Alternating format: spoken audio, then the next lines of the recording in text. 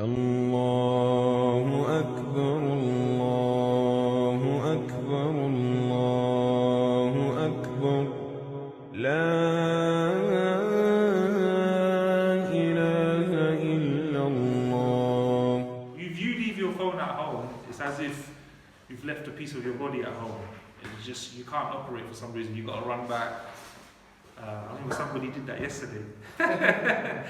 My analysis when it comes to football transfers, I've never seen such incredible political analysis when it comes to football transfers.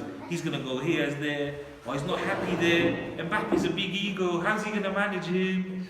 I'm thinking, right, this is proper political analysis. This guy's gone deep. I don't think anybody should be allowed to talk about loving Allah subhanahu wa ta'ala today, in today's context, without talking about Gaza, without talking about the Ummah, and your responsibility and my responsibility.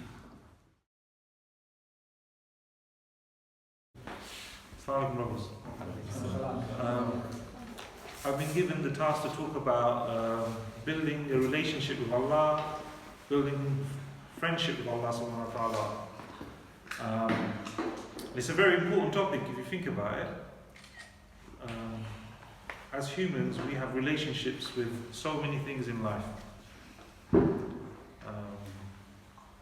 You have a relationship with your neighbor, or I hope some of you do. You must say hello, small talk with the neighbor. Oh, the weather's good today, stuff like that. You must have relationships with your colleagues at work. So you must talk to them, moan to them, oh, these guys, they're making us work hard. Or the boss is trying to squeeze too many hours out of us. You have relationships everywhere you go. But relationships are different. Sometimes the relationship's a little bit more closer.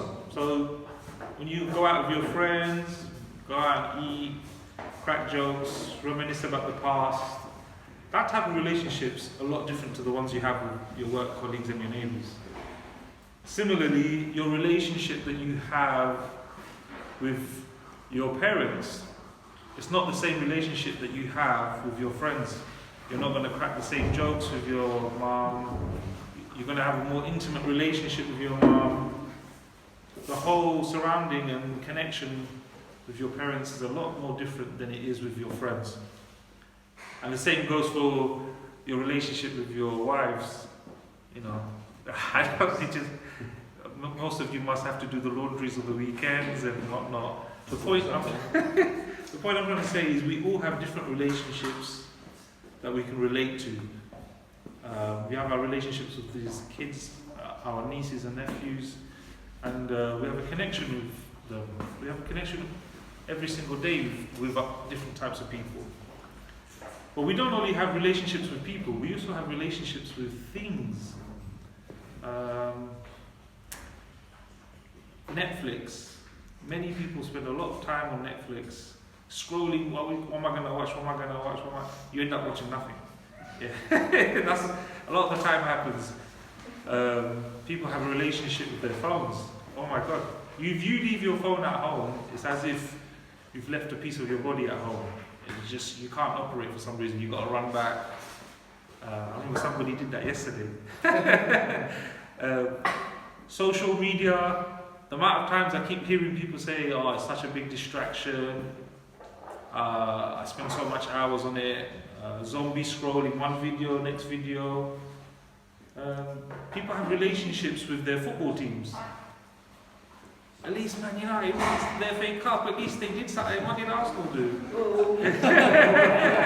This is the kind of passion that comes out of the relationship you have with things, isn't it? Some things you're a little bit more spirited about, passionate about. Some things not so. What other things? Oh, who's a better player? Ronaldo, Messi? Where's Mbappe going? Mad analysis when it comes to football transfers. I've never seen such incredible political analysis when it comes to football transfers. He's going to go here as there, or he's not happy there. Mbappe's a big ego, how's he going to manage him? I'm thinking, right, this is proper political analysis. This guy's gone deep, you know? The point I'm going to say is people have relationships with all of these things in their life, and they don't even know that it's a relationship. let me put it into perspective for you, yeah? These are some stats that people have used many times in the past.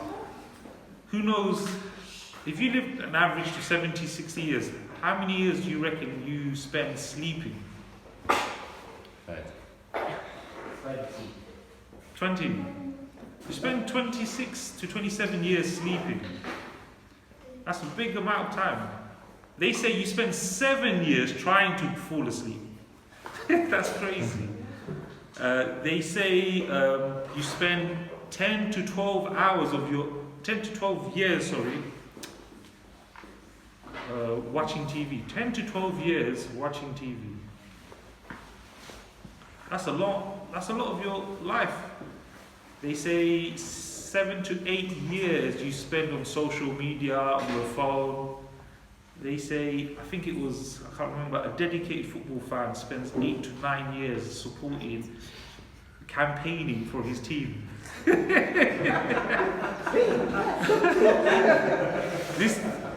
That's a lot. Like, when you put it all together, this is how much it counts. It adds up. It's crazy. I think it was 13 to 15 years if you put all the years together. If you work part-time, on and off, you spend, 13 to 20 years, because it's a big gap depending on who you are, working. So you spend a lot of time doing these things. That's your relationship with these things. It has a massive impact on your life. So let's put this into perspective to the talk we're going to talk about. Your relationship with Allah subhanahu wa ta'ala is supposed to be the most important thing in your life. Yes or no? Yeah. So if a person was to pray to Allah subhanahu wa ta'ala from the day, let's say from the age of 8 or 9 until the age of 17, how many years would he have spent praying to Allah subhanahu wa ta'ala? All 5 fard prayers. All of your 5 daily, Fajr, Zuhur, Asr, Maghrib, Isha. If you were to pray, you know how many years it adds up to? So I asked ChatGPT to do the calculations. I put in, look, 5 times a prayer, this. And I was being generous. I said, look, let's put 15 minutes per prayer and whatnot. And it came up with around, I think it was 2.5 to 3.5 years. That's quite less, isn't it? The thing that Allah has made fard on us, that you must do, if you put it into perspective, you only spend 2.5 to 3.5 years. You know what, let's round it up to 4, if you want to throw in wudu time and whatnot, yeah, and making dua and whatnot. That's how much time you spend. How is it Allah has the most important relationship we can ever have? The way He systematically organized it. How is it that He's made it such a small thing in comparison to all these other things that we do? How can that be right? Okay, there's an element of you shouldn't let the dunya get into your heart. You should control it.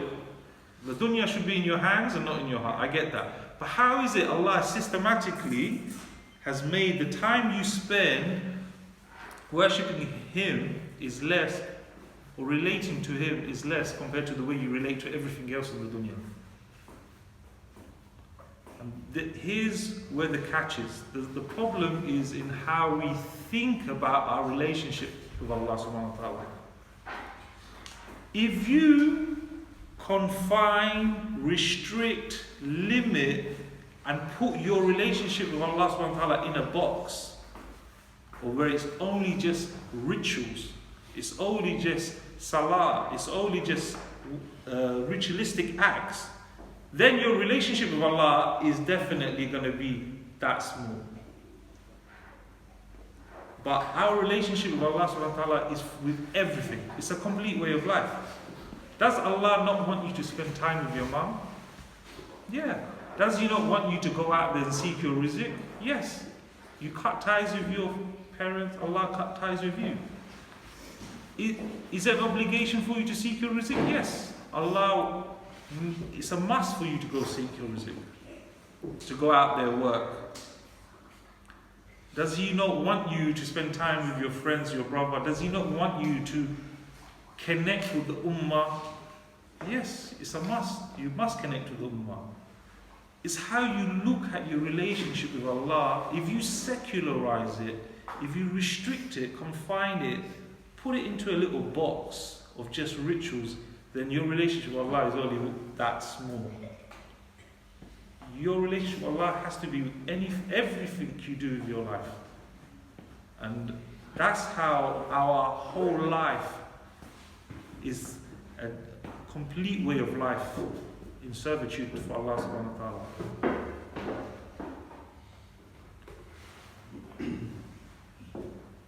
So like I said, if you did feel a bit guilty when you were thinking about spending all that time with all of those different things, know that that's a never-ending journey till the day you die, rectifying, purifying your time wasting. But you could, if you use it in the right way, then like if you're actively in sports to keep healthy, if you're going out there to see your brother to keep ties, then those are all halal things, and those are actually parts of worship of Allah subhanahu wa ta'ala. So let's go to the next part, which is, now you know your understanding of your relationship with Allah subhanahu wa ta'ala isn't just how you do just ritualistic things, it's everything. How do you now build on that? How do you get closer to Allah subhanahu wa ta'ala? How do you build love for Allah subhanahu wa ta'ala? Because we can relate to how you love people. You have wives, you have your moms, your brothers.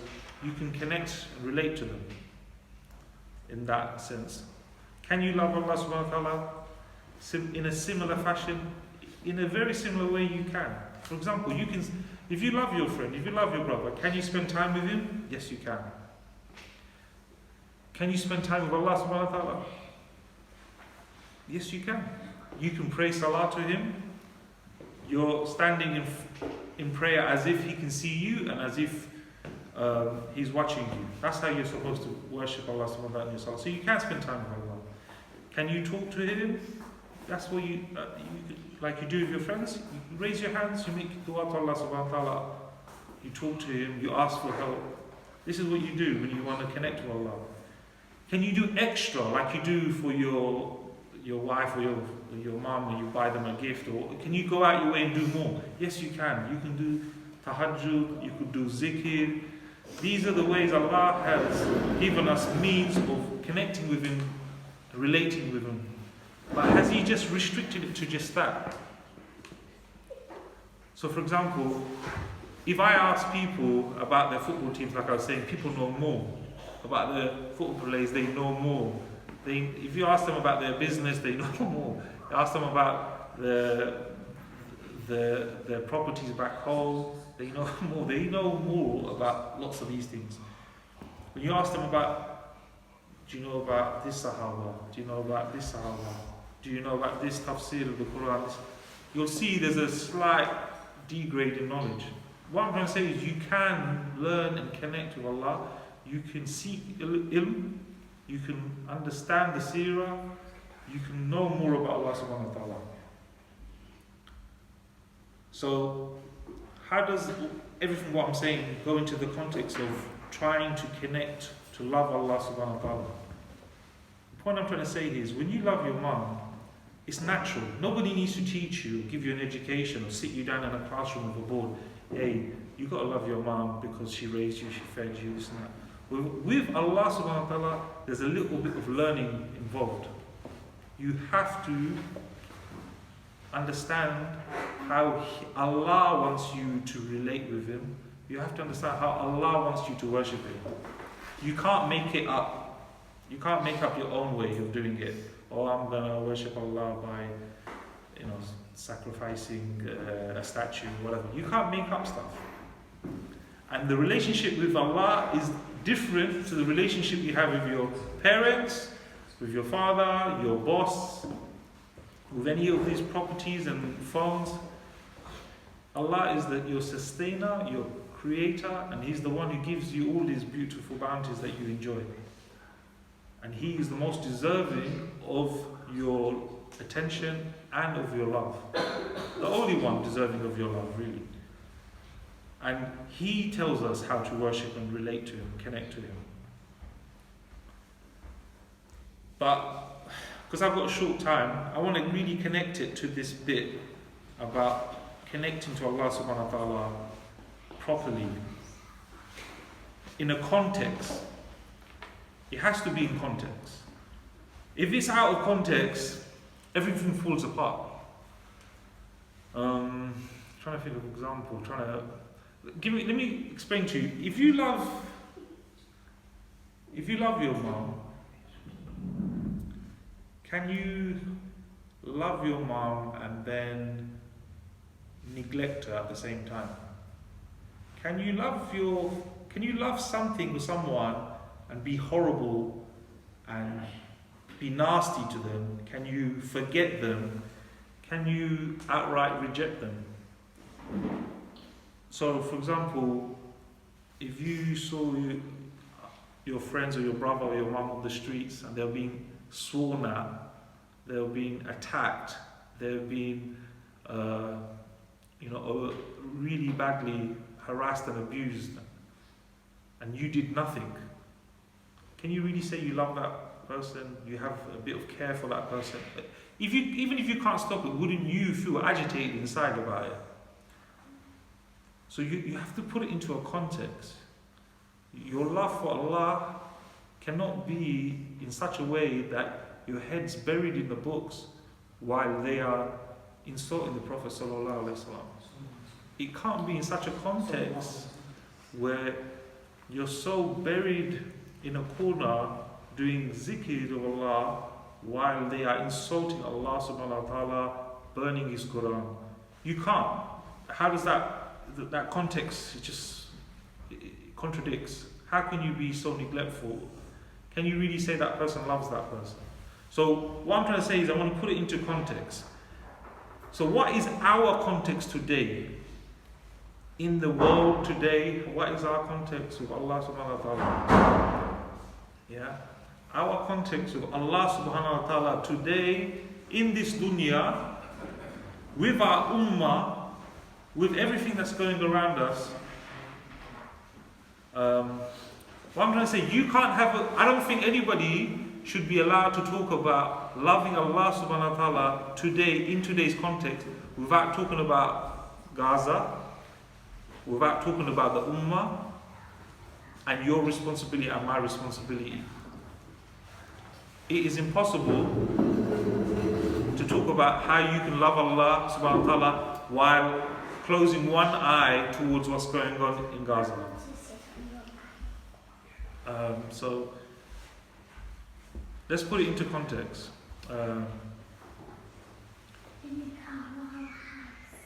If you love Allah subhanahu wa ta'ala, what I'm trying to say is when you relate, it's easy to go out and meet a friend when it's just having fun. But when your friend asks you for some money, it becomes hard all of a sudden. You're like, why am I going to help him out? Who is he? It's a test to your relationship. Or, your mom tells you to tidy your room for the little ones to relate. If you don't listen, it's not being respectful to your mom.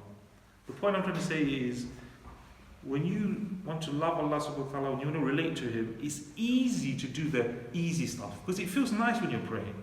You feel spiritual, you feel nice inside. It's easy going to the mosque because it's a beautiful little trip to the mosque and you pray, the surroundings, the uncles are nice. It's easy to sit down and read a book. Easy to learn about all these beautiful stories that make you feel good. These are the easy stuff. That's not the criteria to know whether you love Allah or not. The criteria to know whether you love Allah or not is when you are tested. How true are you to that test? Do you stay loyal to Him? Do you hold firm to what He has given you, or do you compromise? So why I say that, in today's context, how many times do people compromise because of what are people going to say? How can I speak up because of what people are going to say? They're going to, if I speak out, it's going to harm me, my reputation. Or it's going to reduce your interest, or your benefit, or your pocket, or your money. It affects you. What I'm trying to say, you cannot have a relationship with Allah subhanahu wa ta'ala. Truly, you cannot truly love Him if you're not willing to sacrifice willingly and easily for what He wants. If you love Allah subhanahu wa ta'ala, you don't care what people think. You're gonna tell them that Allah said this. You're not going to care about your mind. Look, for example, we don't change Islam. We don't stop praying 5 times because of our work. Do we make it three days? Prayers 3 times a day, one time. No, we don't. We'll still stick to the truth, even if we fail in it. We'll still say no. It's 5 daily prayers. I'm not going to compromise and change Islam. Similarly, like I said, Islam is not just secular. The solution for Gaza should not be secularized and compromised. It is not a socialist movement. It's not a 2-state solution. It is not turning a blind eye. And you know what? Quite truly, the solution for Gaza isn't a ritualistic aspect of Islam, where it's just prayer is going to somehow solve the problems of Gaza.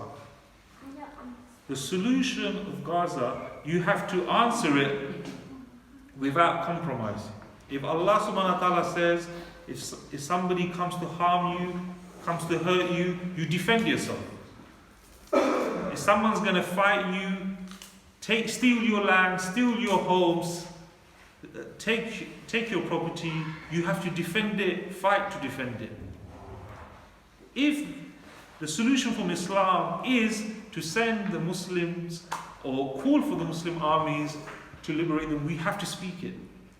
And this is our relationship with Allah. This is how you love Allah. You can't disconnect that. There is no disconnect there. If you love Allah, He says in the Quran, in Surah Imran, if you love me, if you really love me, then follow the Messenger sallallahu, and I will love you and I will forgive you. What was the sunnah of the Prophet sallallahu when the Ummah wasn't being attacked, when people were being hurt? How did he respond? He didn't say, let's all go pray and turn a blind eye to the Ummah being hurt. No, you defend them. We have so much capabilities to do that.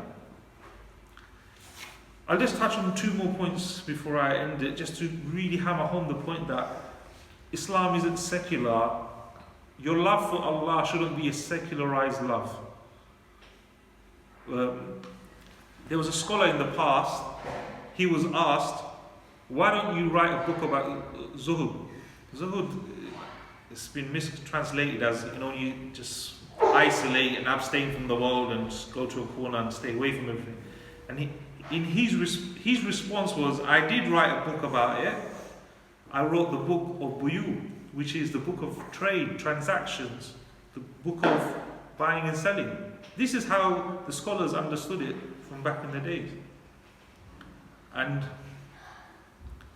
this is why our response to what's going on in the Ummah can't be secularized. Let me put it into context why I couldn't leave this part out from the talk. I'm in a lot of WhatsApp groups, a lot of social media pages, a lot of Muslims debating and discussing it in the public. The Muslims feel as if the Gaza cause has been hijacked. They don't know how to respond. They're trying to think, how am I going to get these people to realize Allah's the answer, Allah's the answer. They're saying, look, no matter what your protest, what you're demonstrating, it means nothing if you're going to pray. That's not the answer. They're trying to squeeze Islam in somehow. They're trying to make Islam fit. No, the answer for the situation of Gaza, you have to give what Allah says. It is to call for the armies. It is to liberate our lands. It is to liberate and stop the genocide. Let me answer one of the rebuttals that you'll hear. You're a dreamer. How's that possible? We've got so many things going on. The Ummah is so divided, so many issues. We've got traitors ruling over us. Let me give you a story from Abu Bakr as-Siddiq. The Prophet ﷺ just passed away. He just died. Yeah? There was so much internal conflict. People refused to pay the taxes. They refused to pay the taxes. The Roman armies were on their way coming because the Prophet ﷺ told them, look, send the army of Osama. They were all trying to reconnect and, consolidate what was going on. What was Abu Bakr as-Siddiq's response? They told him, don't send the armies of Osama against the Romans. Don't send the army against the Romans. He said, don't send them. Don't send the army of Osama. Because people have apostated by not paying the tax. We need to deal with them. They're rebelling. The rebelling is much more bigger and more serious. This is to show you, it wasn't just Abu Bakr's character alone. It was the system of Islam that rectified it. How? He said, how can I stop what the one before me, meaning Prophet ﷺ, said we must do. We must do. So he didn't stop sending the army of Osama. He sent the army to deal with the Romans, and they all turned away and whatnot. This sent out a massive signal to the people who were rebelling that the Muslim army, they're really strong. They're sending out an army against the Romans. And then what happened? The army came back and he dealt with them. There's 2 or 3 points you can take here. Do you remember when I said your relationship with Allah is not just secular, it's with how you deal with everything else, how you trade, your economic system and whatnot, and everything else? Look how they looked at Islam. You don't pay the tax, that's apostating. They call it the Ridda rules. This is how they looked at their relationship with Allah.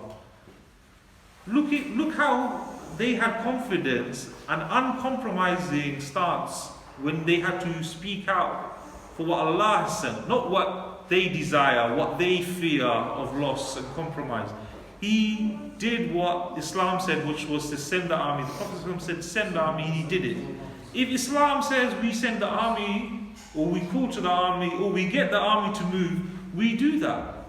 Regardless of the crowd, if you're surrounded by so many non-Muslims, regardless of if you're worried that you're going to lose money or you're going to, if you love Allah, you're going to sacrifice everything for that love. That is the true test. You know when they said, the hadith says, if you love Allah, it's as there'll come a time holding on to Islam will be like holding on to a hot coal. Hot coal isn't us praying salah in the mosque. Hot coal isn't us reading the Quran or watching beautiful talks online. Those, you don't get burnt for that. Call for the Sharia, call for the army to go liberate the Muslim land. You will feel the heat. You will feel the heat on you. They will. That's when you know this is the area we need to speak out. We cannot have a compromised view on Islam. And this is really loving Allah subhanahu wa ta'ala. And I couldn't leave that part out. So, Jazakallah khair, I'll finish there and open up for questions.